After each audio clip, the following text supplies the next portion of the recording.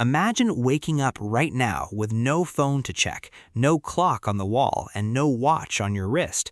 Would you even know what time it is? Would you know when to wake up, when to eat, when to start work, or when to finally go to sleep? It sounds impossible today, but for almost all of human history, this was just normal life, and somehow people never missed a beat. Let's go back thousands of years, long before anything with gears or batteries existed.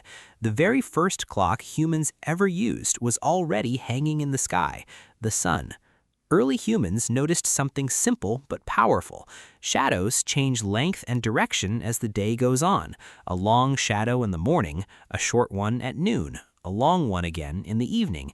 So they started planting sticks in the ground and watching the shadows move, like a giant natural clock ticking silently above them. This simple idea later evolved into the sundial, one of the oldest time-telling tools in history, used by the Egyptians, the Greeks, and civilizations all over the world. But the sun had one big problem. What happens at night, or on a cloudy day? Humans needed a backup, so they got creative. In ancient China and Egypt, people invented the water clock. Picture a container with a small hole at the bottom, water dripping out slowly, drop by drop at a steady rate. By marking the water level at different points, people could measure how much time had passed even in complete darkness. It was slow, it was simple, but it worked. Then came an even smarter idea: fire as a clock.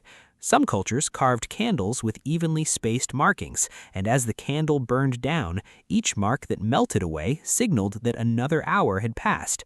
In parts of Asia, people took this even further with incense clocks, where sticks of incense burned at a steady pace, and the changing scent released at different points could actually tell people what time of day it was just by smell.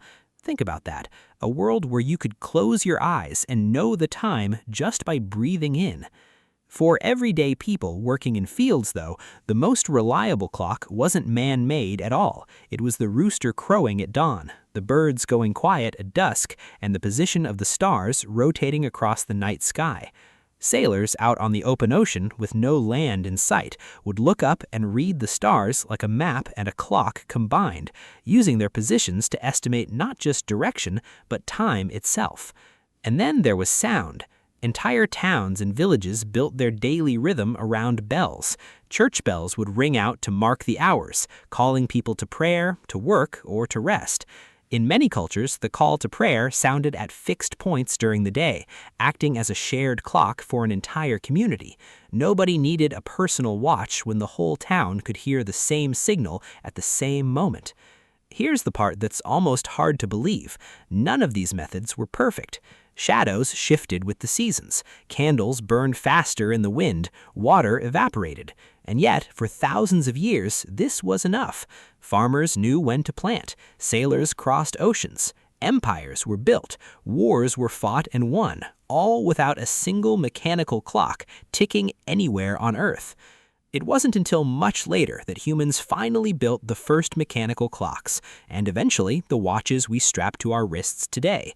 But next time you glance at your phone to check the time in less than a second, remember, your ancestors once told time by watching a shadow crawl across the ground or by the simple smell of burning incense in the air.